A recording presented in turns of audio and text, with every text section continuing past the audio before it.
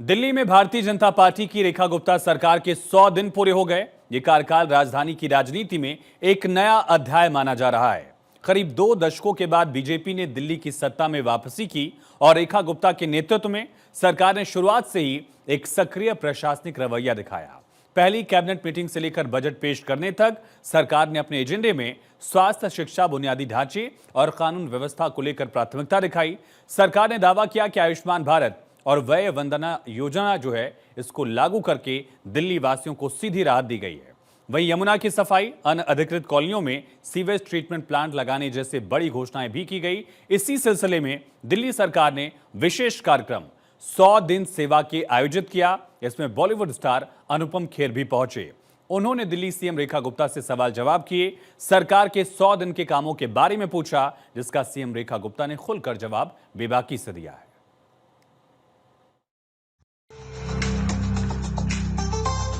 नमस्कार दिल्ली वालों, कैसे हैं आप लोग? वाह वाह वाह।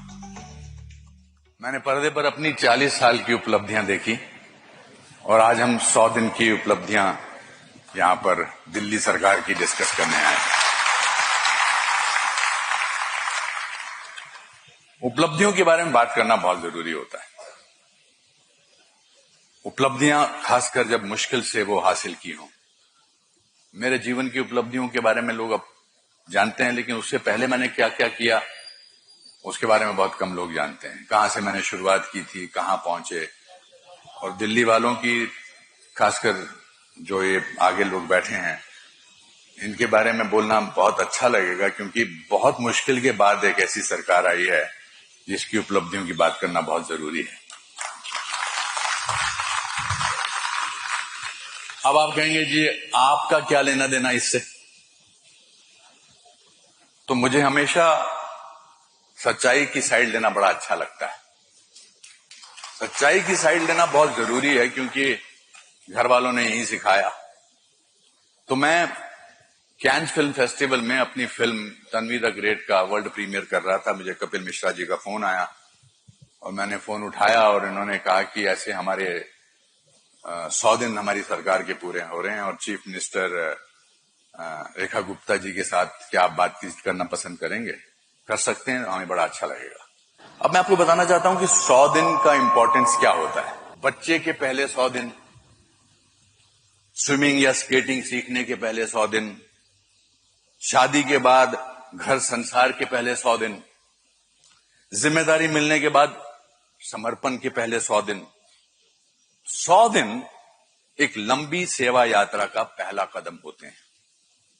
100 दिन वो रनवे होते हैं जिससे उम्मीदों का विमान प्रयासों के आसमान में पहली उड़ान लेता है। 100 दिन मैं एक काम आपका आसान करता हूं। जब मुझे लगेगा मैंने कोई अच्छी बात कही, रेखा जी ने कोई अच्छी बात कही, मैं अपना सर खुजा दूंगा, इसका मतलब आपको ताली मारनी है। तो एक रिहर्सल कर लेते हैं।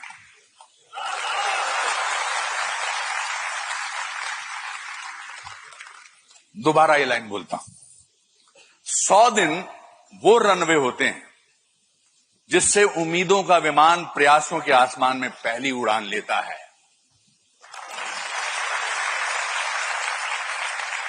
अभी क्या है कि अभी माननीय मुख्यमंत्री जी आएंगे, उस समय मुझे ऐसा करने का मौका मत दीजिए, आप अपने आप ही कर लीजिए। 100 दिन वो पालना होते हैं जिसमें बालक की तकदीर झलकती है। वाह। 100 दिन वो आईना होते हैं जिसमें भविष्य की तस्वीर दिखती है। करेंगे, देखेंगे, हो रहा है, होगा, ऐसे अगर 100 दिन आप उड़ा देंगे तो वो चुटकी में बीत जाते हैं। पर 100 दिन में क्षण क्षम क्षम करना सीख लें तो मिसालें बन जाती हैं।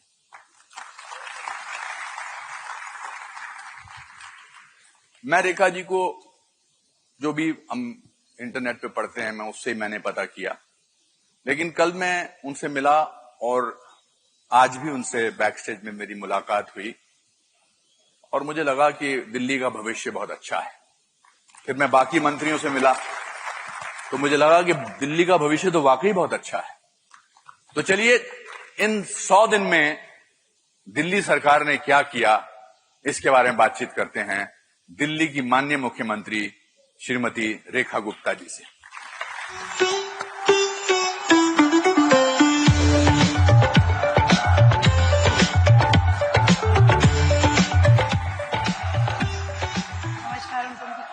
कैसी हैं?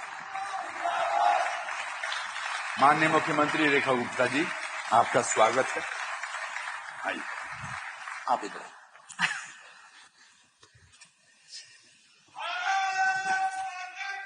जय।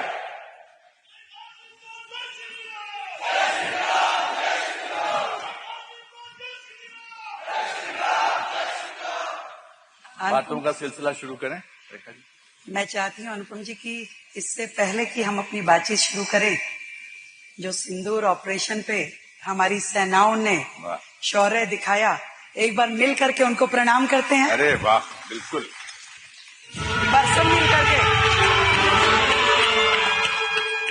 समय सिंदूर तो स्वयं तो रोक न पाए हम, नेतृत्व शक्तिशाली ने दिखाया क्रोध पराक्रम। बज उठी थी रणभेरी, ना हुई तनिक देरी, धैर्य टूट था गया, तीर छूट था गया, और फिर मिटा दिया आतंक के विकार को। रखेगा जाति शत्रु इस दहाड़ को, प्रहार को प्रहार को प्रहार को, प्रचंड है ये दंड उसके वार को, किया है भस्म हमने उसकी धार को।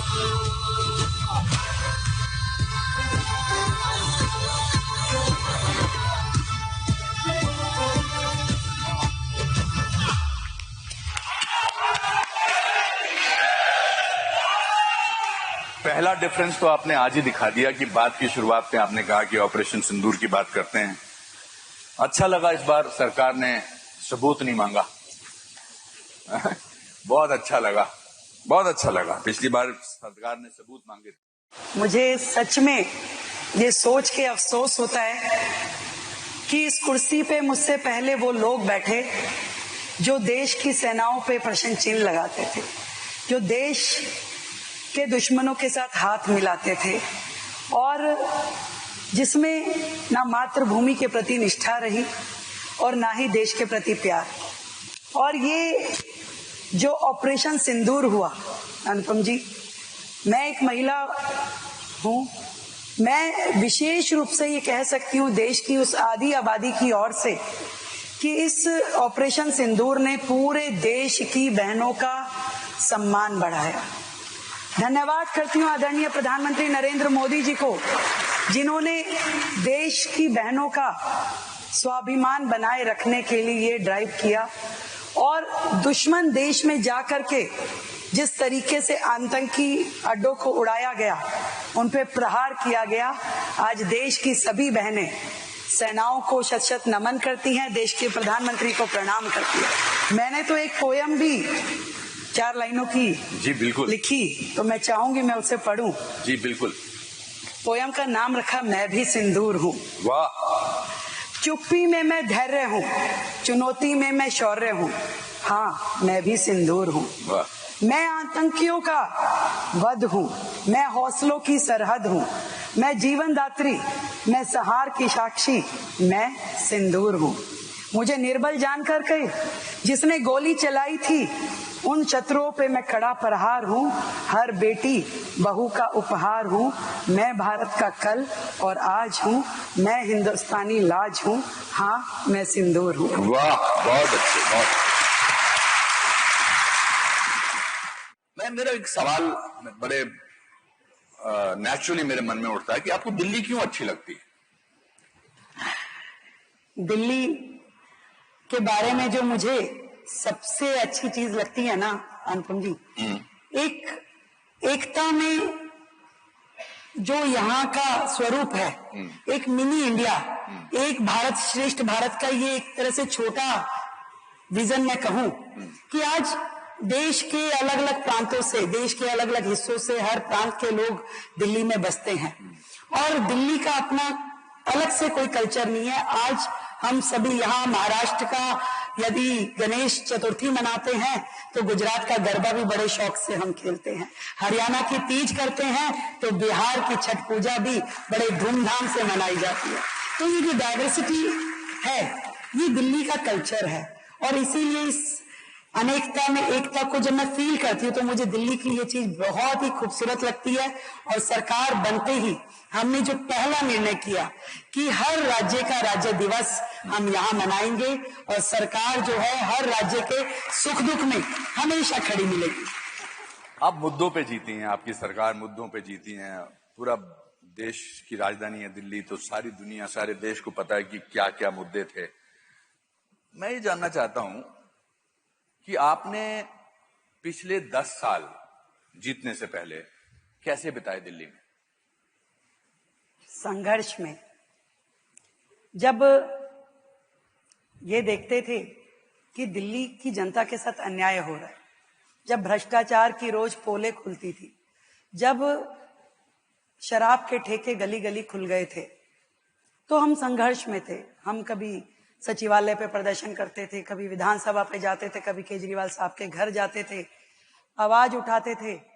और इससे पहले जब हम चुनाव लड़े और आंधियां जैसा माहौल दिख रहा था, थोड़े थोड़े मार्जिन से हम लोग हार जाते थे, तो हम जनता के बीच में रह के उनका सुख दुख बांटते थे, उनको सांत्वना देते थे, उनके लिए जो अच्छा कर सकते थे वो करने की कोशिश करते थे। Why should the people of Delhi believe you? And what has happened in these 100 days? आप ठीक कह रहे हैं अनुपम जी। जब रामलीला मैदान से एक आंदोलन शुरू हुआ तो हजारों लाखों लोग उससे जुड़े, हम भी जुड़े, बाकी लोग भी जुड़े। उन्हें लगा कि शायद कुछ ईमानदारी, मैं भी जुड़ा, कुछ आप भी जुड़े, और सबने ये सोच करके उस समूह का साथ दिया कि शायद दिल्ली में, देश में कुछ बेहतर होगा। वो लोग जो कहते थे हमें सत्ता का लालच नहीं, इतने लालची हो गए कि सत्ता के अलावा उन्हें कुछ दिखता नहीं था। एक राज्य की सत्ता मिली तो दूसरे की ओर दौड़ पड़े। और आप सही कह रहे हैं कि लोगों का एक विश्वास टूटा इस 10 साल में। लोगों को लगा कि जिस ईमानदारी को हम खोज रहे थे वो मिली नहीं, आज भी वहां भ्रष्टाचार के अड्डे बने हुए थे। और क्यों नई सरकार पे विश्वास करें, ये प्रश्न आपके मन में, लोगों के मन में हो सकता है, पर इस प्रश्न का उत्तर देने के लिए ही आज मैं, मेरा मंत्रिमंडल, हमारे विधायक, सभी जनप्रतिनिधि लगातार सड़कों पे लोगों के बीच में रह के काम करते हैं। आज हम वो लोग नहीं है जो शीश महल की अरबों रुपए की प्रॉपर्टी के बीच में घर बना के बैठ गए और लाखों रुपए के पर्दे हमने ढांप लिए और सामने टीवी पे केवल अपनी स्पॉन्सर्ड की हुई न्यूज देखते हैं।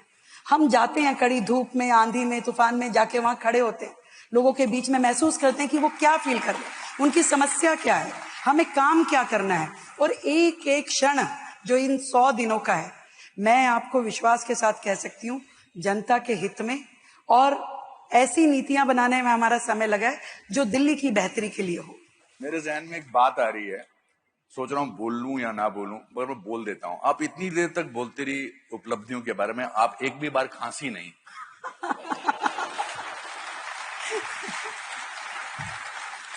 दिल्ली वालों को खांसी सुनने की आदत पड़ गई है। दिल्ली मैं माफी चाहता हूं, मेरे से रहा नहीं गया कि ना आप खांसी हैं और ना यहां बैठे 2000 लोग खांसे हैं अभी तक।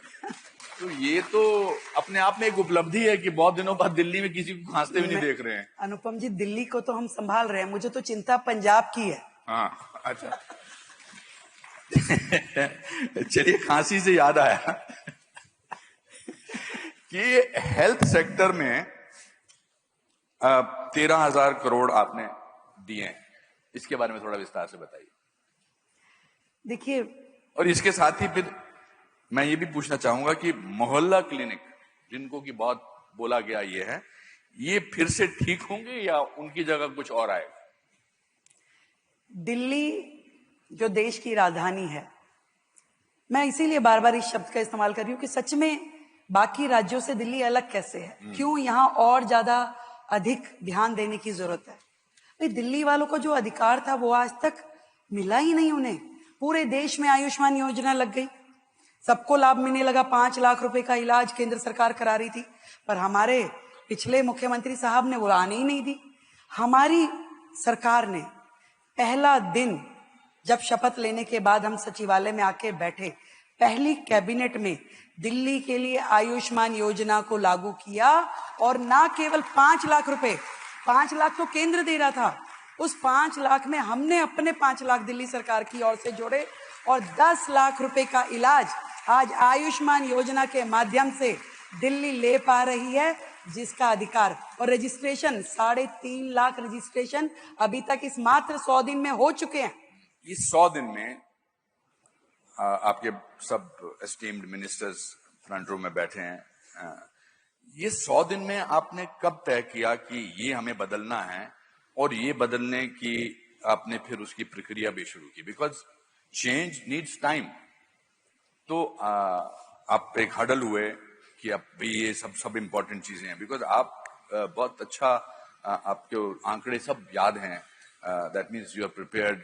अदरवाइज भी मैंने आपके 1-2 इंटरव्यूज देखे हैं। तो ये पहले आप लोग बैठे मिनिस्टर्स के साथ और फिर आपने किया और उसके फिर एकदम आपने उस पर अमल करना शुरू कर दिया। देखिए, ये एक दिन का काम नहीं है और इसलिए बहुत सारी चीजें शायद हम उस लेवल पे अभी लेके जाने की प्रक्रिया में है। हमारे 100 दिन हुए हैं। 100 दिन कोई इतना बड़ा कार्यकाल नहीं होता कि हम कहेंगे हमने झंडे गाड़ दिए। नो, हमने जिस दिशा में जाना है, अपने लक्ष्य तय किए, उस लक्ष्य के लिए स्टेप बाय स्टेप हमने क्या प्रोसीजर लेना है। हम इन 100 दिनों में लगातार अपने मंत्रिमंडल के साथ रोजाना बैठते हैं, रोजाना एक एक विषय पे डिस्कशन करते हैं। इसमें हमारा क्या निर्णय होना चाहिए, क्या पॉलिसी होनी चाहिए।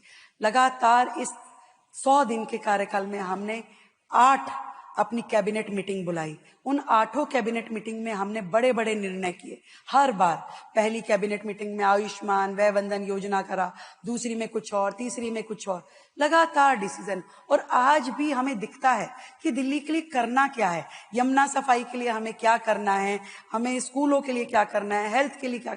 तो लगातार उन निर्णयों को हम लेते हैं, पॉलिसी बनाते हैं, मंथन करते हैं, ऑफिसर्स के साथ बैठते हैं। और देखिए कितनी अच्छी बात है, जो ऑफिसर उनके कार्यकाल में डरे हुए, सकुचे हुए, ये सोचते थे कि भाई मुख्यमंत्री के कमरे में चले गए तो न जाने पकड़ ही ना ले, तो अब कम से कम एक सौहार्दपूर्ण एटमॉस्फेयर जिसमें वो अपनी राय देते हैं, हम अपनी बात कहते हैं और मिल करके दिल्ली कैसे बेहतर हो सकती है उसके लिए काम करते हैं। ये मैंने इनको इशारा किया कि जब मुख्यमंत्री या मैं कोई अच्छी बात करूं और मैं अपना सर खुलाऊं तो मतलब तालियां मारनी है। नहीं, तालियों की, देखिए एक्टर जो है, नेता और अभिनेता बिना तालियों के आगे नहीं बढ़ सकते, बिकॉज बहुत मेहनत करते हैं। बुरे एक्टर के लिए कभी ताली नहीं बजती है, अच्छे एक्टर के लिए ताली बजती है।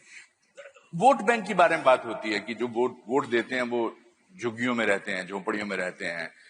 I was surprise and little shocked also कि आज दिल्ली में मुंबई से ज्यादा झुग्गियां हैं, स्लम्स हैं या झुग्गियां हैं। I was personally shocked. तो आमतौर पे ये कहा जाता है कि ये लोग जो हैं ये वोट देते हैं, तो ये वोट बैंक है। तो आपने क्या झुग्गियां तोड़ने का विचार किया है या चेंज लाने के लिए? देखिए अनुपम जी, मैं इस बात को बहुत स्पष्ट कर देना चाहती हूँ।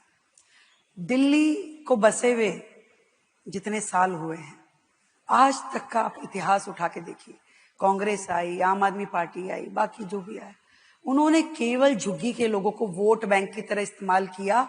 एक भी झुग्गी को, जहां से वो 40 साल से जहां बैठे हैं, जहां बसे हैं, उसको 1 इंच भी आगे नहीं बढ़ाया। उनके लिए कभी कोई सुविधा नहीं दी। आज भी सारी झुग्गियां, कोई पाइपलाइन नहीं है पानी की, कोई सीवर लाइन नहीं है वहां पे, कोई नहाने के लिए बहन बेटियों के लिए स्नान घर, अच्छे शौचालय, कुछ नहीं है। केवल वो डराते थे, अरे बीजेपी आ जाएगी तो ये कर देगी, बीजेपी आ जाएगी तो ये कर देगी। पहली बार दिल्ली के इतिहास में ये हुआ है कि जो सरकार आई, जब मैंने अपना 1 लाख करोड़ का बजट प्रस्तुत किया, उसमें 700 करोड़ रुपए केवल मात्र झुग्गियों की डेवलपमेंट के लिए रखे। आप महिला चीफ मिनिस्टर हैं, आपने पिछले 100 दिनों में महिलाओं के लिए क्या किया है? मैंने अपना रिसर्च अच्छा किया है, बहुत अच्छा किया है, और इसका जवाब मैं देना भी चाहती थी। मैं जब मुख्यमंत्री बनी, आदरणीय प्रधानमंत्री जी ने जब ये निर्णय किया होगा, तो मैंने ये देखा कि उस दिन से आज तक मैं जहां जाती हूँ, बहनों की आंखों में एक अलग चमक होती है। महिलाएं मुझे देख के इतना प्रसन्न होती हैं कि मैं बता नहीं सकती, और उनको इतनी ढेर सारी मुझसे आशाएं हैं, अपेक्षाएं हैं। और मैं ये बताना चाहती हूँ इस मंच के माध्यम से, मैं उनकी सारी आशाएं पूरी करना चाहती हूँ। और उस दिशा में, चाहे वो बहन झुग्गी की हो, चाहे वो बहन कोठी की हो, चाहे वो बहन किसी भी वर्ग की हो, उनकी सुरक्षा का दायित्व, उनके सम्मान का दायित्व, उनके लिए उनकी एक फाइनेंशियल, उनको जो असिस्टेंस देनी है, उसका पूरा का पूरा जिम्मेदारी हमारे ऊपर है। और इसीलिए हमने जो वायदा किया था कि बहनों को 2,500 रुपए प्रति माह देना है, गरीब बहनों को, उसके लिए मैंने अपने बजट में 5100 करोड़ रुपए का बजट रखा। और लगातार लगभग 6 मीटिंग उस विषय पे हमने की। बहुत अच्छे, आपकी सच्चाई के लिए मैं आपका मुरीद हूं। देश के प्रधानमंत्री को हम सब फॉलो करते हैं, आप सब फॉलो करते हैं। उनसे अगर आपसे एक क्वालिटी आपको अपनानी हो, बहुत सारी क्वालिटी आप चाहेंगे और आपके सब लोग चाहेंगे अपनाना, एक क्वालिटी अपनानी हो तो वो क्या क्वालिटी आप अपनाना चाहेंगे? डेडिकेशन। डेडिकेशन। जो लक्ष्य के प्रति, जो देश के प्रति, जो मातृभूमि के प्रति, जो जनता के प्रति उनका निस्वार्थ भाव का डेडिकेशन है। मुझे लगता है कि हर नेता को की पहली सीढ़ी वही है। वो जब उस भाव को अपने अंदर लेता है, उसके बाद ही वो आगे बढ़ सकता है। और वो जो लाइन किसी कवि ने कही है ना, कि भरा नहीं जो भावों से, बहती जिसमें रसधार नहीं, हृदय नहीं वो पत्थर है जिसमें स्वदेश का प्यार नहीं। बहुत अच्छा। तो ऐसी भावना मैं समझती हूँ कि मोदी जी के माध्यम से देश के हर एक व्यक्ति में जाए, वो एक एक बात जो कहते हैं वो देश के लोगों के लिए अलग तरह का मोटिवेशन है। वो कभी कहेंगे वोकल फॉर लोकल, कभी वो अपने देश की हर चीज को आगे बढ़ाने के लिए जिस तरीके से काम करते हैं, वो हमारे लिए सच में इंस्पिरेशन। बहुत अच्छे। देखिए, मैंने जो आज आपसे बातें की, सलीम साहब का एक बड़ा अच्छा डायलॉग है, एक फिल्म में बोला था कि सच्चाई वो दिया है, जो मुझे आपकी बातों से आज दिखाई दिया, सच्चाई वो दिया है जिसको अगर पहाड़ की चोटी पर भी रख दिया जाए तो बेशक रोशनी कम करता है लेकिन दिखाई बहुत दूर से भी देता है। वाह। तो आज तो मुझे आपकी आंखों में, और मैं प्रार्थना करूंगा कि कपिल जी जब मुझे आपके 5 साल पूरे होने वाले हों तब मुझे बुलाएं और मैं आपसे बातचीत करूं, तो भी आपकी आंखों में वही सच्चाई, वही डेडिकेशन हो जो मुझे उम्मीद है कि होगी। आपसे बात करके मुझे बहुत अच्छा लगा। मैं हमेशा सोचता हूं कि कभी ना कभी किसी ना किसी से बात करके हमेशा कुछ सीखने को ही मिलता है, और मुझे भी बहुत कुछ सीखने को मिला आपके अंदाज से, आपकी बेबाकी से, आपकी सच्चाई से। मुझे आज यहाँ बुलाने के लिए बहुत बहुत शुक्रिया। प्रणाम, नमस्कार, जय Hind. Thank you so much. मैं चाहूंगी कि हमारा पूरा मंत्रिमंडल एक बार मंच पे आए और हम दिल्ली की जनता का धन्यवाद करें, अपने सभी कार्यकर्ताओं का धन्यवाद करें, और आदरणीय देश के प्रधानमंत्री जी का धन्यवाद करें, जिन्होंने हम सब के अंदर ये विश्वास जताया और मिल करके, अभी तो 100 दिन का ये कार्यकाल हुआ है, मिल करके दिल्ली की सेवा, विकसित दिल्ली, विकसित भारत के इस मिशन को मिशन मोड पे लेके जाएं। एक बार आप सबके लिए मैं चाहूंगी जोरदार तालियां हो।